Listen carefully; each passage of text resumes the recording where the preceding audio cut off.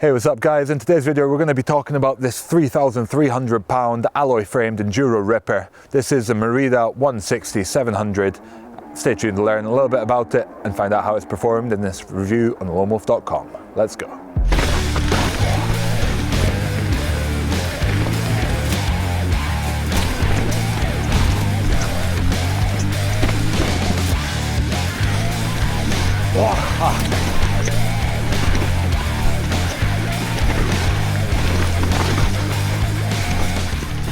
The 160 is Merida's Enduro machine, designed to attack some rough and rowdy trails, but still pedal well to get you back up them. We're just going to cover the brief details in this review. If you do want to learn more, hit the article in the description below where I'll cover the really nitty-gritty details, because there's a lot to talk about on this. Merida's really gone to town with all the features, but yeah, for now we'll just cover the main facts of this.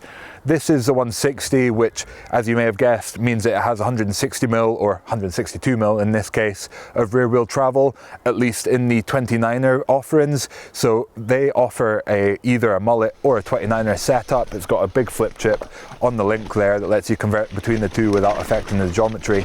But in the 29er setup, like you see here, it has 162mm of rear travel, and then going up to the mullet setup, you get 171mm travel instead, just to work slightly differently with those two wheels. Up front you get the 170mm fork and a 29-inch wheel across all the builds. Sizing is from extra short to extra long, and Merida makes it so that you choose based on the reach rather on the kind of seat tube height. So they've got really nice low seat tubes across the range. They provide it with a height adjustable dropper that can go anywhere from 30 to 230mm like I have it here, meaning that riders can really choose the frame size based on the reach and then adjust the height of the dropper post to match their legs, which is really nice to see. So in that range, the extra short up to the mid size have a mullet setup as standard, and then the long and the extra long size have a 29-inch paired. So you're going to change the travel depending on that. But of course, all of these different frame sizes can be converted in the rear between the mullet and the 29er. So if you decide you buy the bike and you want to change out that rear wheel, that's going to be very possible. Merida offers the 160 in a choice of either carbon or aluminium frames. Depending on the build spec that you select, you get a different frame to match, and they go all the way from a 2,700 pound alloy build up to a 9,000 pound carbon fiber build. So really covering a wide range, and I think even though the alloy frame is going to be the cheaper one, it still isn't lacking in quality. They've really covered the details well. There's integrated mud guards, storage solutions for tools and spares everywhere, integrated headset cable routing, which won't be to everyone's liking, but aside from developing a creak midway through testing, it has been flawless. I was able to rectify that by giving it a little strip and re-grease. And yeah, just really they've gone to town. Merida makes a lot of frames for other people, and I think they've taken kind of inspiration, or just seen what other people are doing and then applied it to their own bikes, but maybe even with a slight benefit, slightly nicer solution in some cases. And yeah, the overall quality of the finish is very high, and this is absolutely not a cheap alloy frame. It's definitely one that's been made to provide good quality and good performance. It uses a flex stay design on that rear end, so instead of using some pivots on the seat tube, it's got a flex stay, so the aluminium rear end or carbon rear end, if you go for the carbon version, bends in a specific portion to provide that travel instead. This saves a bit of weight. It just is generally a slightly more efficient use of material, and makes for one less set of pivot bearings that you have to replace. So overall, this is a linkage driven single pivot or a faux bar suspension setup on there that delivers either your 162 or 171mm rear travel. Geometry is definitely contemporary. Because they use the reach-based sizing system, you should be able to get a frame that fits you fairly well. For me, I am slightly in between the two frame sizes, where the mid has a 470mm reach and then the long goes up to a 498. So my preference would be somewhere definitely in between the two of those. I ended up going for the long because I expected that the mullet wheeled setup with the shorter rear end and yeah, the shorter reach of the mid would lead to a slightly unstable ride for me overall, so I opted to go for the full 29er. And then because they use a nice steep 79-degree effective seat tube angle on these, it does mean that the climbing position is not too stretched out for me, and also with the 40mm stem and still a fairly short rear end, the overall agility and my position on the bike wasn't kind of thrown off too much, and it's proved to be a very comfortable ride overall. As I mentioned, there's builds ranging from a 2,700 entry-level build all the way up to a 9,000 top-tier build, but this 3,300 pound 700 spec, one up from the entry level, certainly isn't a entry-level build. Okay, you do get a Marzocchi Z1, which may not be the flashiest fork on the market, but it's proved to perform really well. You get the Float X Performance shock on there, which is a solid performer. And then you get a mixture of Dior SLX and XT for the drivetrain, a Merida alloy wheel set with yeah, solid Shimano hubs on there that have proved to be without problems at all, aside from a couple of spokes coming loose, which is very typical. I did swap out the bars because they were on the very low side for me. This has got a really low stack height because of the short head tube. So yeah, I fitted a much higher rise bar, which left me in a much more comfortable position. Pair of SLX brakes, which you really can't go wrong with, and then their 230 down to 30mm height adjustable seat post, which does have a slightly bulky adjustment system on it, but has proved to be a solid performer. Now that you've learned a little bit about the Merida 160, let's talk about how it's been performing around the trails of Scotland.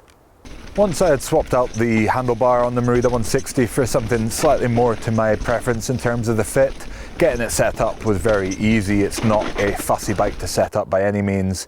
It was a case of inflating the fork to the recommended pressure, setting up with 30% sag in the rear, tweaking the rebound and compression to my liking, and then I was good to go, and there wasn't really any fussing needed throughout test. I was really quite happy with the initial setup, just made a couple of tweaks here and there. Okay, climbing the Merida 160. Very pleasant actually, given the burly tyre spec, and overall not a super lightweight build. Feels pretty efficient, good pedaling platform, nice seated position. Not much to complain about really.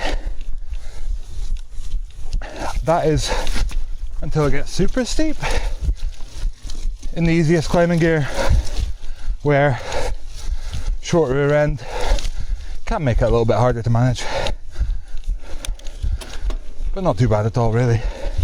It's got a really nicely centered seating position. That seat tube angle is fairly steep, but it helped to offset the fairly long reach, for my preferences at least, to put me in a very comfortable position. And also the slightly steeper seat tube angle also offsets the fairly compact 437mm chainstay length on it, meaning that you're not way off the back of the bike, kind of without any front wheel weighting. The pedaling platform on this is fairly firm. It's not super, yeah, locked out and efficient feeling, but you can easily flick on that lockout lever if you need it for the smoothest portions of climb, and it does let that rear end track that little bit and just keep you comfortable. And I really think Merida's struck a nice balance with that design. The overall weight is fairly high. It came in at just over 37 pounds for my build, but that is with proper tyre spec on there, a solid aluminium frame and plenty of accessories, a spare tube, tool in the seat and everything. So it's definitely a respectable weight for an enduro ready build like it is. It's not ridiculous, it's not getting up to the 40 pound plus mark like we've seen some of them. So yeah, definitely respectable, and overall has solid climbing performance for an enduro bike. It's the descents that are really where it matters, and that is still where this thing absolutely excels. It's got a interesting blend of characteristics, I would say. It's not the absolutely most planted and straight line speed kind of focused bike. It's plenty stable, don't get me wrong, but with that fairly short rear end and a 64-degree head angle, meaning it's not the slackest front end either. Yeah, it's quite well managed. It's not a bike that needs to be ridden super fast before it comes alive. It can still dart its way through some of the super tight trails around here in the Tweed Valley. And the suspension platform kind of sits middle of the road as well. It's nice and supple off the top, but still has plenty of mid-stroke support. And Really, it is just a bike that is sort of sat in the middle of the spectrum in terms of its overall performance to leave me very comfortable. This thing has been absolutely dialed. There's been zero maintenance required apart from some tightening the spokes and then a re-grease of the headset like I mentioned earlier. But yeah, there's not been any creaks coming out of the suspension. There's not been any, I've checked the pivot bolts, but none of them have been coming loose. The chain is nice and quiet. It doesn't slap. The frame protectors are very effective. There's a nice big down tube protector on there, which helps keep it quiet when there's rocks kicking up off of the front wheel. And overall, I think the level of attention to detail and the quality that Merida's delivered with this 3,300 pound bike is really quite exceptional. The build kit is not flashy by any means, but all of it is very well selected. It all has performed really well. So SLX brakes are definitely solid performers. The drivetrain has been absolutely flawless. And then the suspension is not the most tunable, but I was very happy with the setup that I was able to get on it. The only thing that might be notable is that the damper was quite loud. That won't be to everyone's liking, but for me, it just kind of tells me that it's doing its thing, and it's definitely not been a problem. The wheel set has also held up really well. I did have to tighten spokes, but that is usually the case for a new wheel set under my 100 kilo mass and pushing hard on the enduro trails around the Tweed Valley. Overall, the Merida 160 is an impressively well-rounded and capable enduro machine. The 700 build for 3,300 pounds is very well selected and represents pretty damn good value when you consider the attention to detail that Merida's gone to with the frame. And overall, I think this is a bike that, especially considering it comes with dealer support, you know, you buy this from a bike shop and you can always go to them if you have an issue. I think it just represents a really good buy, and it's definitely a bike that I could recommend to a lot of people. I hope you guys have enjoyed checking out this video on the Merida 160. Give us a like if you've enjoyed it. Leave us a comment, let us know your thoughts on this bike. Have you ridden it? Did you agree with my sentiments? Let us know down below. And subscribe to the channel so you don't miss out on more awesome content on awesome bikes like the Merida 160. Thanks for watching. Catch you out on the trails.